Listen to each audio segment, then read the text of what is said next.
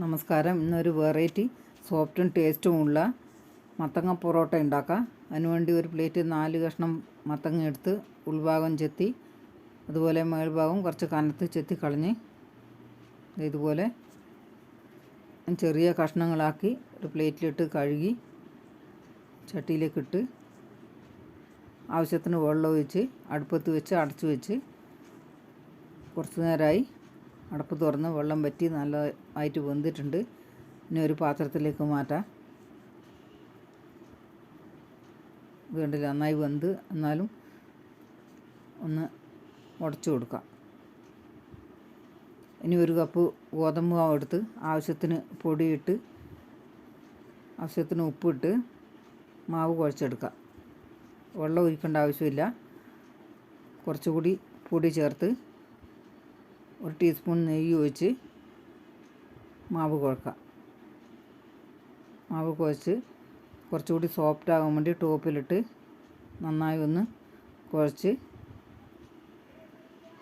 ഇനി ഓരോ ഉരുളകളാക്കി പ്ലേറ്റിൽ വെക്കാം.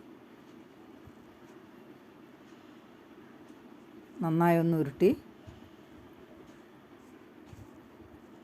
ഇനി പൊറോട്ടക്ക് പരത്താൻ തുടങ്ങാം. ടോപ്പിൽ കുറച്ച് പൊടി വിതറി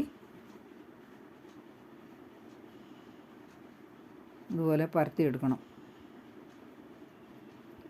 1 ടീസ്പൂൺ നെയ്യ് ഒഴിച്ച് എല്ലാ ഭാഗത്തും പുരട്ടി കുറച്ച് പൊടി വിതറി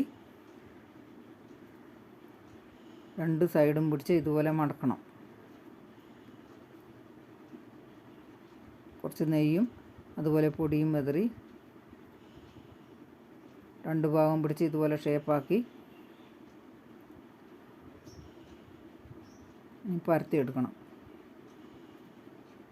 ഒരു പൊറോട്ടക്ക് പരത്തി പ്ലേറ്റിൽ വെച്ച് രണ്ടാമതും അതുപോലെ തന്നെ ബാക്കിയുള്ള 5 റെഡിയാക്കി പ്ലേറ്റിൽ വെച്ച് ഇനി അടുപ്പത്ത് തവ വെച്ച് നെയ്യ് പുരട്ടി പൊറോട്ട ചുട്ടെടുക്കാം.